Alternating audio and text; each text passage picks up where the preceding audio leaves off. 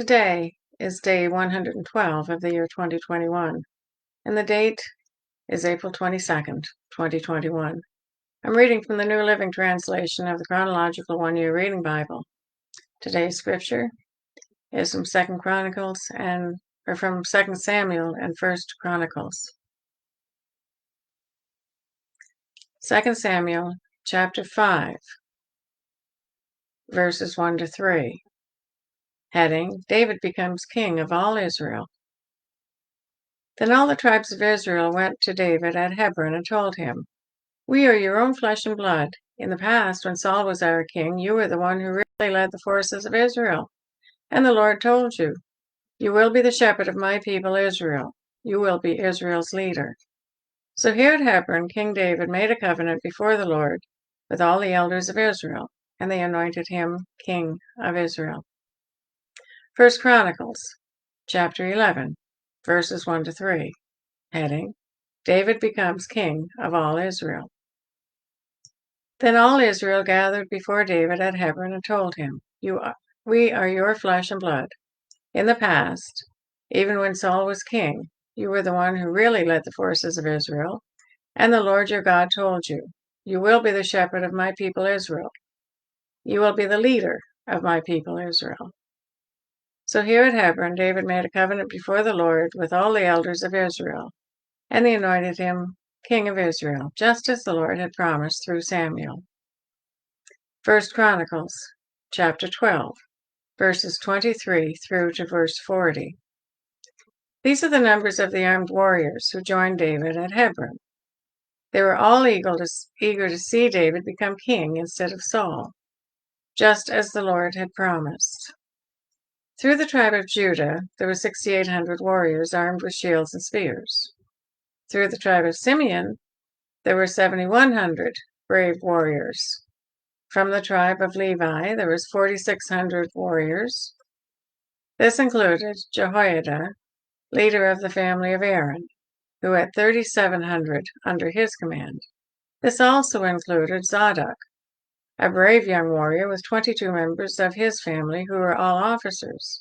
From the tribe of Benjamin, Saul's relatives, there were 3,000 warriors. Most of the men from Benjamin had remained loyal to Saul until this time. From the tribe of Ephraim, there were 20,800 brave warriors, each highly respected in his own clan. From the half-tribe of Manasseh, west of the Jordan, 18,000 men were designated by name to help David become king. From the tribe of Issachar, there were 200 leaders of the tribe with their relatives. All these men understood the signs of the times and knew the best course for Israel to take. From the tribe of Zebulun, there were 50,000 skilled warriors. They were fully armed and prepared for battle and completely loyal to David. From the tribe of Naphtali, there were 1,000 officers and 37,000 warriors, armed with shields and spears. From the tribe of Dan, there were 28,600 warriors, all prepared for battle. From the tribe of Asher, there were 40,000 trained warriors, all prepared for battle. From the east side of the Jordan River, there were tribes where the tribes of Reuben and Gad and the half-tribe of Manasseh lived. There were 120,000 troops armed with every kind of weapon.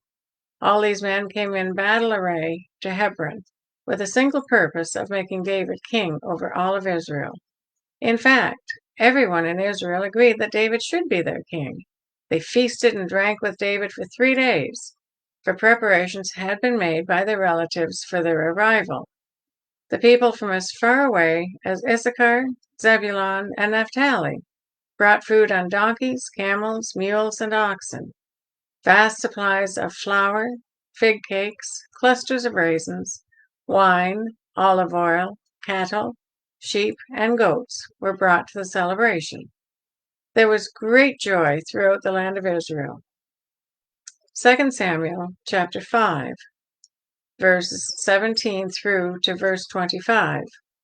Heading, David conquers the Philistines. When the Philistines heard that David had been anointed king of Israel, they mobilized all their forces to capture him. But David was told they were coming, so he went into the stronghold. the Philistines arrived and spread out across the valley of Rephaim. So David asked the Lord, "Should I go out to fight the Philistines? Will you hand them over to me?" The Lord replied to David, "Yes, go ahead. I will certainly hand them over to you." So David went to Baal Perazim and defeated the Philistines there. "The Lord did it," David exclaimed. "He burst through my enemies like a raging flood." So he named the place Baal Perazim, which means the Lord who burst through. The Philistines had abandoned their idols there, so David and his men confiscated them. But after a while the Philistines returned and again spread out across the valley of Rephaim. And again David asked the Lord what to do. "Do not attack them straight on," the Lord replied. "Instead, circle around behind and attack them near the poplar trees. When you hear a sound like marching feet on the top of the poplar trees, be on the alert. That will be the sign that the Lord is moving ahead of you to strike down the Philistine army."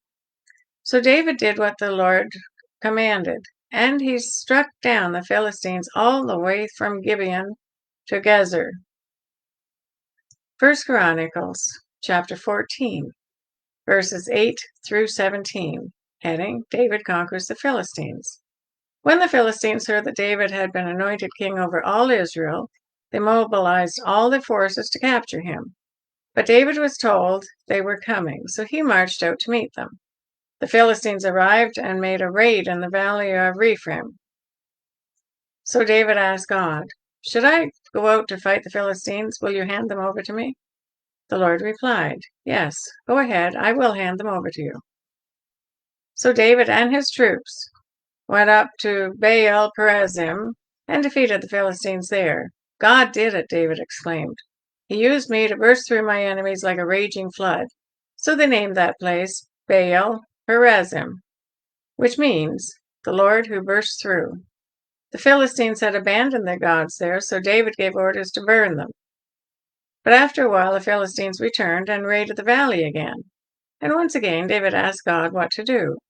"Do not attack them straight on," God replied. "Instead, circle around behind and attack them near the poplar trees. When you hear a sound like marching feet on the tops of the poplar trees, go out and attack. That will be a signal that God is moving ahead of you to strike down the Philistine army." So David did what God commanded, and they struck down the Philistine army all the way from Gibeon to Gezer. So David's fame spread everywhere, and the Lord caused all the nations to fear David. 2 Samuel chapter 5, verses 6 through 10, heading David Captures Jerusalem. David then led his men to Jerusalem to fight against the Jebusites, the original inhabitants of the land who were living there. The Jebusites taunted David, saying, "You'll never get in here. Even the blind and lame could keep you out," for the Jebusites thought they were safe. But David captured the fortress of Zion, which is now called the City of David. On the day of the attack, David said to his troops, "I hate those lame and blind Jebusites. Whoever attacks them should strike by going into the city through the water tunnel." That is the origin of the saying, "The blind and the lame may not enter the house." So David made the fortress his home, and he called it the City of David. He extended the city, starting at the supporting terraces and working inward. And David became more and more powerful because the Lord God of heaven's armies was with him. 1 Chronicles chapter 11, verses 4 through 9, heading David Captures Jerusalem. Then David and all Israel went to Jerusalem, or Jebus, as it used to be called, where the Jebusites, the original inhabitants of the land, were living. The people of Jebus taunted David, saying, "You'll never get in here." But David captured the fortress of Zion, which is now called the City of David. David had said to his troops, "Whoever is first to attack the Jebusites will become the commander of my armies." And Joab, the son of David's sister, Zeruiah, was the first to attack, so he became the commander of David's armies. David made the fortress his home, and that's why it's called the City of David. He extended the city from the supporting terraces to the surrounding area. while Joab rebuilt the rest of Jerusalem, and David became more and more powerful because the Lord of Heaven's armies was with him. 1 Chronicles chapter 3, verse 4. These 6 sons were born to David in Hebron, where he reigned 7.5 years. Then David reigned another 33 years in Jerusalem. 2 Samuel chapter 5, verse 13. After moving from Hebron to Jerusalem, David married more concubines and wives, and they had more sons and daughters. 2 Samuel chapter 5, verses 4 and 5. David was 30 years old when he began to reign, and he reigned 40 years in all. He had reigned over Judah from Hebron for 7 years and 6 months, and from Jerusalem he reigned over all Israel and Judah for 33 years. 2 Samuel chapter 5, verses 11 and 12. Then King Hiram of Tyre sent messengers to David, along with cedar timber and carpenters and stonemasons, and they built David a palace. And David realized that the Lord had confirmed him as king over Israel, and had blessed his kingdom for the sake of his people Israel. 1 Chronicles chapter 14, verses 1 and 2, heading, David's Palace and Family. Then King Hiram of Tyre sent messengers to David, along with cedar timber and stonemasons and carpenters, to build him a palace. And David realized that the Lord had confirmed him as king over Israel, and had greatly blessed his kingdom for the sake of his people Israel. 1 Chronicles chapter 13, verses 1 to 5. Heading, David attempts to move the ark. David consulted with all his officials, including the generals and captains of his army. Then he addressed the entire assembly of Israel as follows: If you approve, and if it is the will of the Lord our God, let us send messages to all the Israelites throughout the land, including the priests and Levites in their towns and pasture lands. Let us invite them to come and join us. It is time to bring back the ark of our God, for we neglected it during the reign of Saul. The whole assembly agreed to this, for the people could see it was the right thing to do. So David summoned all Israel from Shear Brook of Egypt in the south, all the way to the town of Lebo-Hamath in the north, to join in bringing the ark of God from Kiriath-Jearim. 2 Samuel chapter 6, verses 1 to 11. Heading, Moving the Ark to Jerusalem. Then David again gathered all the elite troops in Israel, 30,000 in all. He led them to Baalah of Judah to bring back the ark of God, which bears the name of the Lord of Heaven's armies, who is enthroned beneath the cherubim. They placed the ark of God on a new cart and brought it from Abinadab's house, which was on a hill. Uzzah and Ahio, Abinadab's sons, were guiding the ark, or the cart that carried the ark of God. Ahio walked in front of the ark. David and all the people of Israel were celebrating before the Lord, singing songs and playing all kinds of musical instruments: lyres, harps, tambourines, castanets, and cymbals. But when they arrived at the threshing floor of Nacon, the oxen stumbled, and Uzzah reached out his hand and steadied the ark of God. Then the Lord's anger was roused against Uzzah, and God struck him dead because of this. So Uzzah died right there beside the ark of God. David was angry because the Lord's anger had burst out against Uzzah. He named that place Perez-Uwah, which means to burst out against Uzzah, as it is still called today. David was now afraid of the Lord, and he asked, "How can I ever bring the ark of the Lord back into my care?" So David decided not to move the ark of the Lord into the city of David. Instead, he took it to the house of Obed-Edom of Gath. The ark of the Lord remained there in Obed-Edom's house for 3 months, and the Lord blessed Obed-Edom and his entire household. 1 Chronicles chapter 13, verses 6 through 14.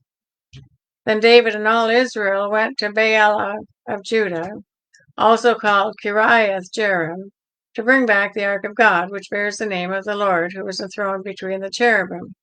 They placed the ark of God on a new cart and brought it from Abinadab's house. Uzzah and Ahio were guiding the cart. David and all Israel were celebrating before God with all their might, singing songs and playing all kinds of musical instruments, lyres, harps, tambourines, cymbals, and trumpets.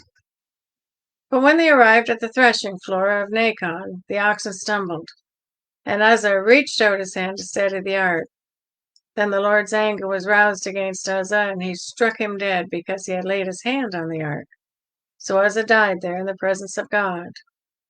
David was angry because the Lord's anger had burst out against Uzzah. He named that place Perez-Uwah, which means to burst out against Uzzah, as it is still called today.